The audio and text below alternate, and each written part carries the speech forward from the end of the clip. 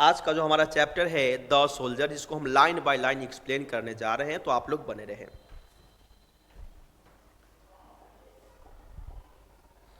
The soldier, soldier यानी कि सैनिक। ये जो कविता है सैनिक पे है ना, सैनिक के बारे में है। तो फर्स्ट क्वेश्चन बनता है कि द सोल्जर चैप्टर को किसने लिखा है, तो हमारा आंसर होगा बच्चे Rupert Brooke. Was an English poet, यानी र्यूपर्ट ब्रूक जो थे वो एक इंग्लिश पोएट थे, है ना। Known for his war sonnets, और जो जाने जाते थे किस लिए, वार सोनेट्स के लिए। Written during the First World War, जिसको उन्होंने फर्स्ट वर्ल्ड वॉर के समय लिखा था। He was born in Rugby on 3 August 1837, यानी जिनका यानी र्यूपर्ट ब्रूक का जन्म जो है 3 अगस्त 1887 को रग्बी में उनका जन्म हुआ। हिज फादर यानी उनके पिता was a house master in Rugby school, यानी उनके पिता र्यूपर्ट ब्रूक के जो पिता थे रग्बी स्कूल में क्या थे, हाउस मास्टर थे। He got his primary education at his father's school and then at King's College Cambridge. देखो, र्यूपर्ट ब्रूक ने अपनी प्राथमिक शिक्षा जो है अपने पिता के रग्बी स्कूल में की, उसके बाद उन्होंने किंग्स कॉलेज में अपनी पढ़ाई की। He represented England in the First World War, यानी प्रथम विश्व युद्ध के समय उन्होंने यानी कि इंग्लैंड को रिप्रेजेंट किया। He is considered to be a war poet, यानी उनको वार पोएट यानी युद्ध कवि के रूप में भी जाना जाता है। In the words of W.B. Yeats, यानी W.B. ईट्स के शब्दों में he was the most handsome young man of England, यानी W.B. ईट्स एक बहुत बड़े राइटर है, उनके शब्दों में यानी कि र्यूपर्ट ब्रूक जो है उस समय के इंग्लैंड के सबसे हैंडसम बंदा में से था। ही डाइड, उनकी मृत्यु हो गई, ऑफ सेप्टिकेमिया, सेप्टिकेमिया यानी कि ब्लड में पॉइजनिंग की वजह से जो मृत्यु हो गई, है ना, ऑन 23 अप्रैल 1915, है ना। तो ये था हमारे अबाउट राइटर। अब इससे रिलेटेड हम सारे क्वेश्चन को देख लेंगे।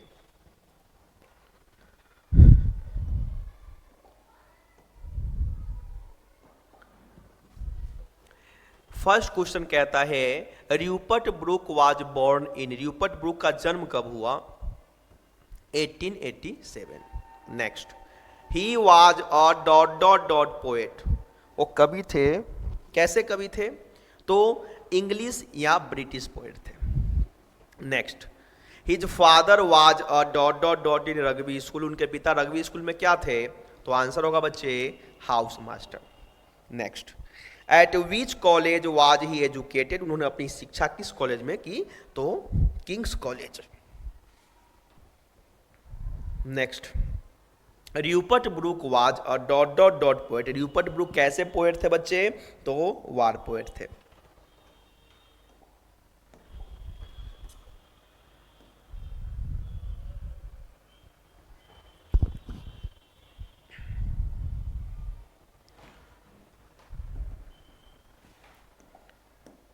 Next,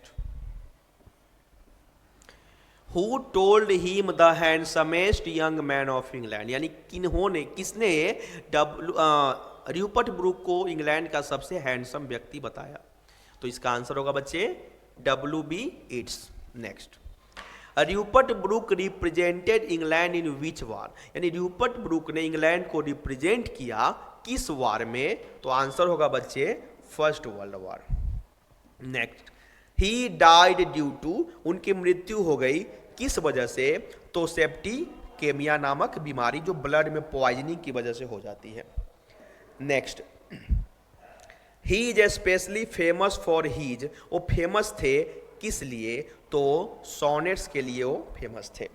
next, he died in, उनकी मृत्यु कब हुई, तो 1915 यानी 1915 ईस्वी को।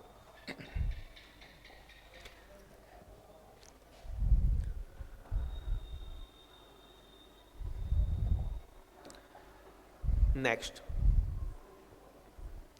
र्यूपर्ट Brooke is a dot dot dot by profession, यानी प्रोफेशन यानी पेशा से र्यूपर्ट ब्रूक क्या थे, तो इसका आंसर होगा बच्चे सोल्जर।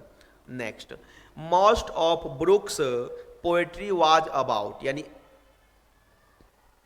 र्यूपर्ट ब्रूक की जो अधिकतर कविताएं होती थी किस बारे में होती थी, पैट्रियोटिज्म यानी देशभक्ति के बारे में होती थी। Next, Rupert Brooke is remembered as dot dot dot poet, यानी र्यूपर्ट ब्रूक को याद किया जाता है कैसे कवि के रूप में, तो इसका आंसर होगा बच्चे वार पोएट के रूप में। की विषय वस्तु, the soldier explores the bond between a patriotic British soldier and his Motherland, यानी जो कवि है, यानी द सोल्जर चैप्टर बतलाता है बॉन्ड जो पैट्रियोटिक ब्रिटिश है, जो देशभक्त जो ब्रिटिश है ना सोल्जर, और उनके जो मदरलैंड है उसके बीच में जो बॉन्ड है, जो संबंध है ना, उसके बारे में कवि इस चैप्टर में बताते हैं। चलिए, the soldier is a sonnet, the soldier क्या है, तो एक सोनेट है, रिटेन बाय र्यूपर्ट ब्रूक, जो र्यूपर्ट ब्रूक के द्वारा लिखा गया है। कब, तो during first World war and published in 1915, है ना, जो फर्स्ट वर्ल्ड वॉर के समय लिखा गया और पब्लिश कब किया गया, 1915 ईस्वी को। प्रश्न है, व्हाट इज सोनेट, सोनेट क्या है। A 40 lines poem in English is called a sonnet, 14 line की कविताओं क्या कहा जाता है, सोनेट कहा जाता है। It is divided into 2 parts, यानी इसको 2 भाग में बांटा गया है। The first 8 line is called an octave, यानी फर्स्ट 8 लाइन को ऑक्टव कहा गया है, and the last 6 lines are called sestet, यानी लास्ट के 6 लाइन को क्या कहा जाता है बच्चे, सेस्टेट कहा जाता है।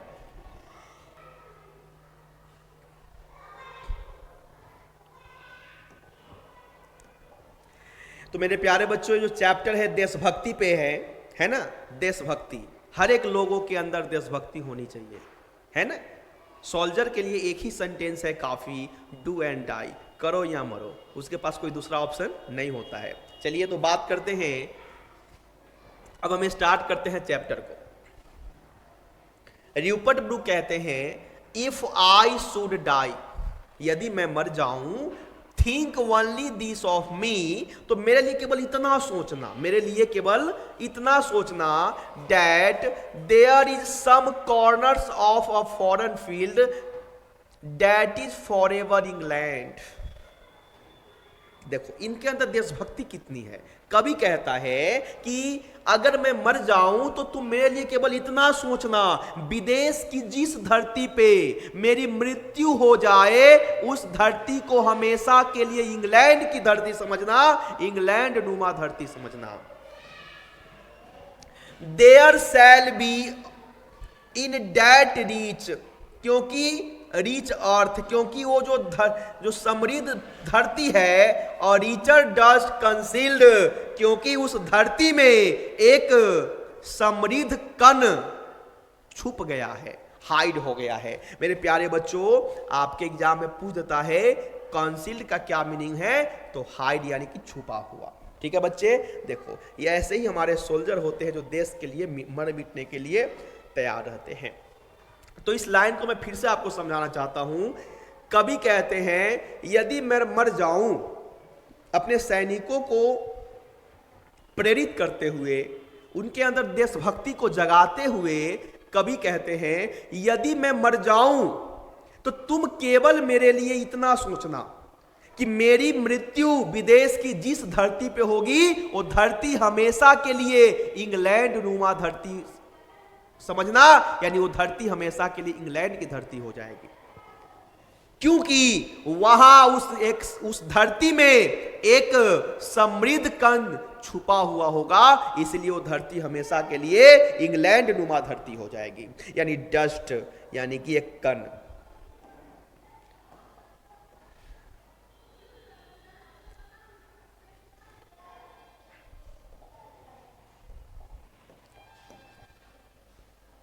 नेक्स्ट, अ डस्ट whom इंग्लैंड बोर, कवि कहते हैं कि एक कण, एक धूल का एक कण, whom इंग्लैंड बोर, जिसको इंग्लैंड ने जन्म दिया, शेप्ड पाला पोसा, आकार दिया, मेड अवेयर ज्ञान दिया, gave once her flower to love, जिसे फूल दिया प्यार करने के लिए, हर वेज टू रोम, यहां की सड़कें, यहां पे हमें क्या दिए, सड़कें घूमने के लिए, a body of England's breathing English air, और ये जो शरीर है वो इंग्लैंड का है और यहीं के हवा में क्या लिया, सांसें लिया, washed by the rivers, blessed by suns of home. कवि कहता है कि देखो कि ये जो डस्ट है, ये जो कण है, यानी कवि अपने आप को एक धूल का एक कण समझता है और कवि कहता है कि इंग्लैंड, ये डस्ट को किसने जन्म दिया, इंग्लैंड ने जन्म दिया, इसी ने पाला पोसा, इसने ज्ञान दी, यहाँ पे फूल दिए प्यार करने के लिए, सड़कें दी टहलने के लिए, नदी दिए यहाँ नहाने के लिए, है कि नहीं, और सूर्य की किरणें यानी इंग्लैंड की क्या करने के लिए, धूप सेकने के लिए दिए, है कि नहीं। And think this hurt all a will shed away, a pulse in the eternal mind no less। कवि कहते हैं and think this heart all evil shed away, यानी मेरे मरने के बाद, मेरे शहीद होने के बाद जो मेरे दिल में जो भी बुराई होगी वो सारे समाप्त हो जाएंगे, सारे खत्म हो जाएंगे। अ पल्स यानी विचार, in the eternal mind no less, यानी हमारे मन में जो विचार होंगे वो सारे के सारे पवित्र हो जाएंगे। क्या हो जाएंगे बच्चे, पवित्र हो जाएंगे। यानी माइंड में जो भी मेरे दिल में गलत धारणाएं, गलत विचार थे, सारे पवित्र हो जाएंगे, है ना। ये अंदर, उनके अंदर ये जुनून था बच्चे।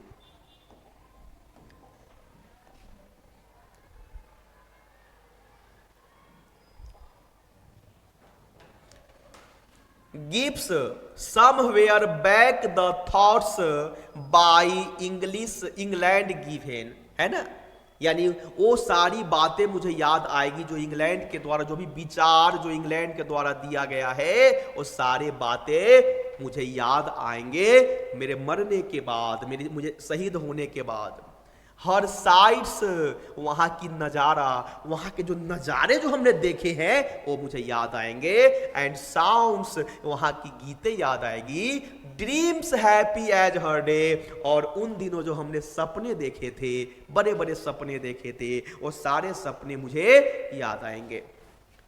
And laughter learn of friends, और जो हमने अपने दोस्तों के साथ बैठकर जो ठहाके लगाए थे, वो सारी बातें मुझे याद आएंगे। एंड जेंटलनेस यानी नम्रता, in hearts at peace under an English heaven. देखो मेरे प्यारे बच्चों, है ना, कवि कहते हैं कि देखो मेरे जो भी देख रहे हो, दोस्तों के साथ जो मैंने ठहाके लगाए, जो दृश्य हमने जो नज़ारे देखे, है कि नहीं, ये, और जो मैंने सपने, बड़े बड़े जो सपने देखे, वो सारे के सारे मुझे याद आएंगे। कहाँ, इंग्लिश हेवन में। और मेरा जो दिल है वो बहुत क्या हो जाएगा, दिल एकदम शांत हो जाएगा, हमारा हार्ट क्या हो जाएगा, शांत हो जाएगा, विनम्र हो जाएगा। कहाँ पे जाकर के, तो इंग्लिश हेवन यानी कि इंग्लैंड नुमा स्वर्ग में जाकर के।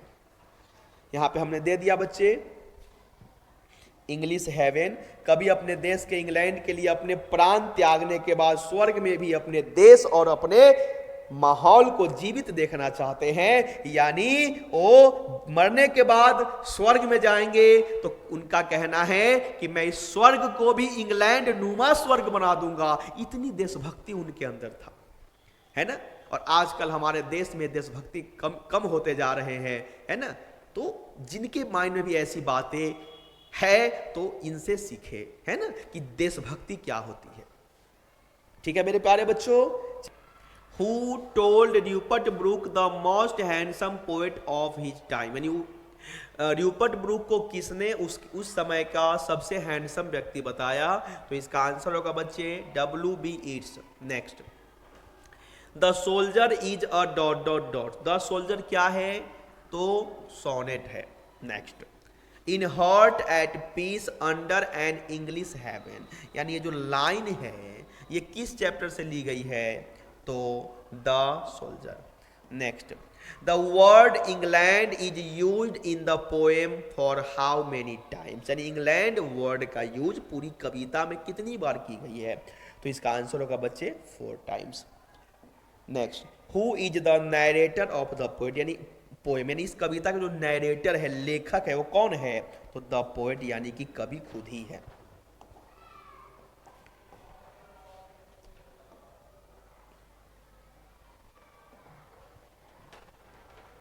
Next, England has given the poet, England ने कवि को दिया, क्या दिया? थॉट्स, यानी विचार दिए। Next, the soldier is a dot dot dot poet, यानी सोल्जर कैसे कवि थे?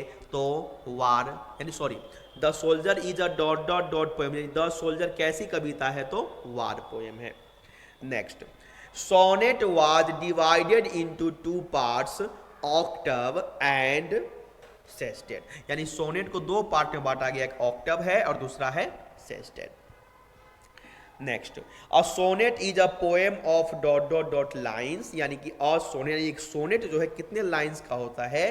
तो आंसर होगा बच्चे 14 lines. Next, the poet says that England is like अ, कवि कहते हैं कि इंग्लैंड किसके जैसा है? तो हेवन, यानी कि स्वर्ग के जैसा है।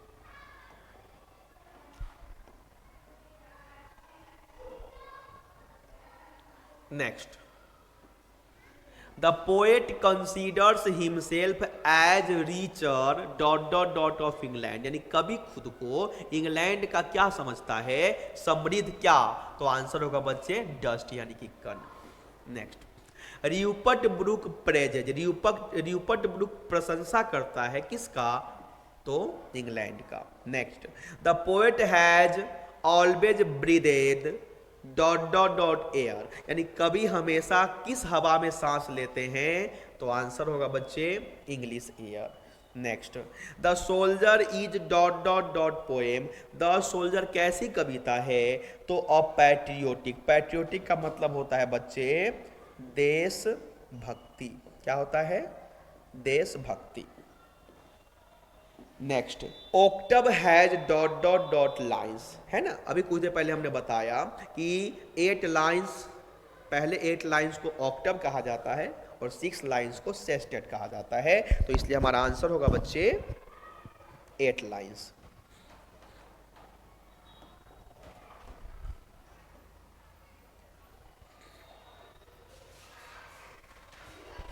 नेक्स्ट, द टर्म कंसील्ड, अभी कुछ देर पहले हमने बताया चैप्टर में, the term concealed stand for in the soldier, यानी सोल्जर में कंसील्ड का मतलब क्या होता है बच्चे? हिडन, यानी कि छुपा हुआ। Next, according to the soldier England has given her native her flowers, उनको फूल दिया है, पड़ोसी दिया है, फूल दिया है, क्या चीज करने के लिए? तो टू लव, प्यार करने के लिए।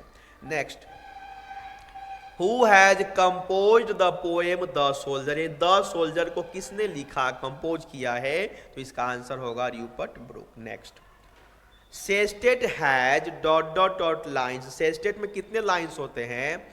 6 लाइन्स होते हैं। Next, Brooke inspired patriotism in the dot dot dot phase of the First World War, यानी कि फर्स्ट वर्ल्ड वॉर के अर्ली फेज में ही, है ना, उन्होंने देशभक्ति को बढ़ावा दिया था।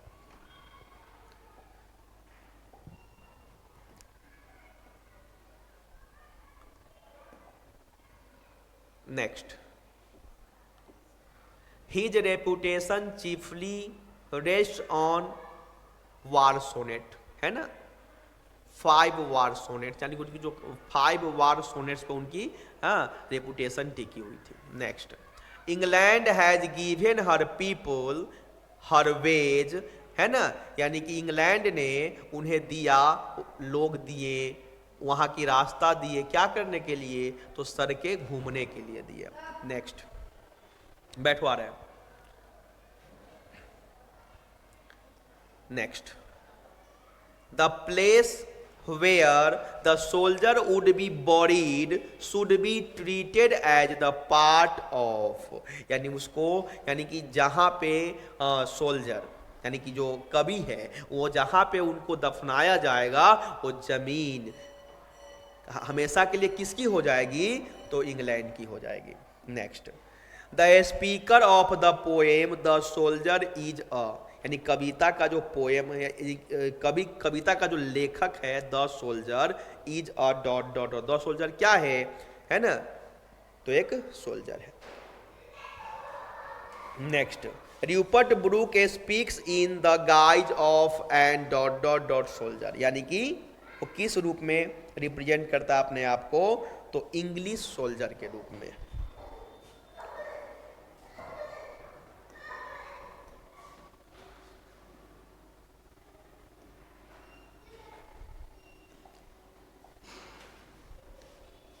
Next, the speaker is not afraid of, कभी डरते नहीं है, क्या चीज से नहीं डरते हैं, तो इसका आंसर होगा बच्चे डेथ, यानी मृत्यु से नहीं डरते।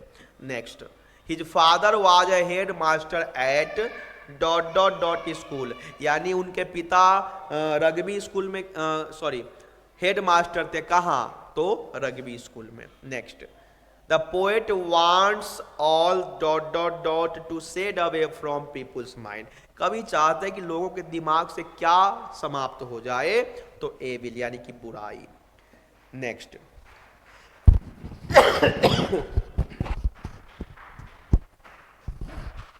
Next, the poet after death want to go under dot dot dot, यानी किसके कैसे स्वर्ग में जाना चाहता है बच्चे, मरने के बाद भी कभी इंग्लिश हेवन में जाना चाहता है। Next, if I should die think only this of me is taken from, ये लाइन किस चैप्टर से ली गई है, तो इसका आंसर होगा बच्चे the soldier.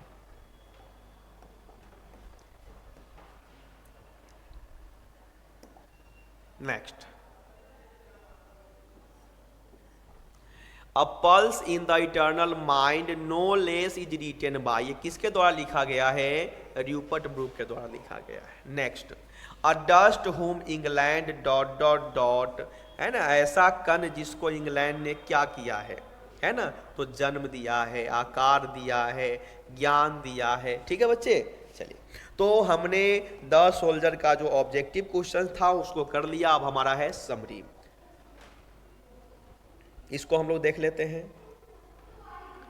The soldier is a war poem, the soldier जो है एक वार पोएम है, युद्ध कविता है, रिटेन बाय रूपर्ट ब्रूक, जो रूपर्ट ब्रूक के द्वारा लिखा गया है।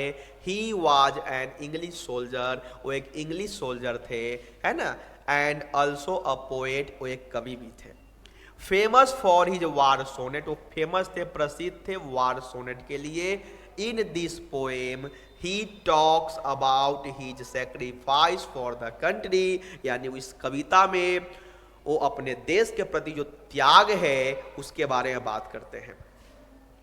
The poet says that wherever he would die, जहां कहीं भी उनकी, कभी कहते हैं कि जहां कहीं भी उनकी मृत्यु हो जाए, that certain piece of land would be forever England, वो जो भी वो जगह है वो जगह हमेशा के लिए इंग्लैंड नुमा हो जाएगा। He considers himself that rich dust who was born in England, breathed English air, flowers to love was given, rivers to bath in and ways to roam। कवि जो है ना अपने आप को एक समृद्ध कण समझता है ना, जो इंग्लैंड में जन्म लिया, वहाँ की हवाओं में सांस ली, वहाँ के फूलों को प्यार किया, वहाँ की नदियों में नहाया, वहाँ के सड़कों पे घूमा। He doesn't give any place to evil in his mind, वो अपने दिमाग में कोई भी बुराई, कोई भी गलत धारणा नहीं रखना चाहते हैं। He never pulls himself away from the service of the England. वो कभी भी है ना इंग्लैंड के कोई भी किसी प्रकार की सेवा से कभी अपने आप को दूर नहीं करते, अलग नहीं करते। He wants a country where there would be a peace everywhere, यानी वो ऐसे देश चाहते हैं जहां पे हर कहीं पे भी शांति हो। And people would live under an English heaven, और लोग वहां पे क्या है इंग्लैंड नुमा स्वर्ग में रहे, है ना ऐसा जगह, यानी इंग्लैंड को बिल्कुल स्वर्ग के जैसा समझते हैं। It's really a awesome sonnet, ये बहुत ही शानदार सोनेट है by Rupert Brooke, in which he has brilliantly exposed his patriotic feeling in a beautiful manners. इस कविता में अपनी देशभक्ति को बहुत ही खूबसूरती तरीकों से बताते हैं। तो ये हमारा चैप्टर बच्चे आज का समाप्त हुआ। अगर आपको यह चैप्टर अच्छा लगे तो इसे लाइक, सब्सक्राइब, शेयर जरूर करें और कमेंट करना ना भूलें। हमारा चैनल है इंग्लिश बाय धीरू बाबा, ठीक है। तो फिर हम लोग मिलते हैं नेक्स्ट चैप्टर में ऐसे ही कंटेंट के साथ, ठीक है बच्चे। Best of luck.